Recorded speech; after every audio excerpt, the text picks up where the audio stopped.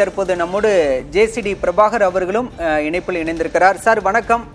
ஒரு நம்பிக்கை இழந்து விட்டார் அப்படின்னு புகழேந்தி கூட சொல்லியிருக்காரு. நம்பிக்கை இழந்ததால தாவேக்காவை தேர்வு செஞ்சிருக்கேன் அப்படின்னு உங்களுடைய கருத்து சார்?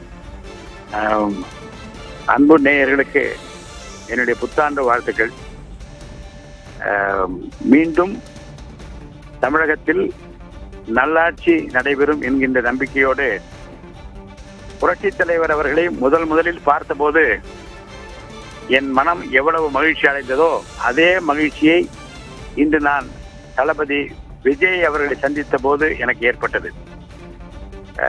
தமிழ்நாட்டு மக்கள் ஒரு நல்லவர் கையில் நல்லாட்சி அமைய வேண்டும் என்ற அந்த விருப்பத்தை இறைவன் அருளால் நிச்சயமாக தளபதி விஜய் அவர்கள் நிறைவேற்றுவார் என்கின்ற நம்பிக்கை எனக்கு இருக்கிறது.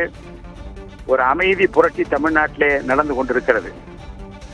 வீட்டுக்கு வீடு, வீதி எங்கும், வீடுதோறும் விஜய் முழக்கமாக இருக்கக்கூடிய நிலைமை உருவாகி கொண்டிருக்கிறது.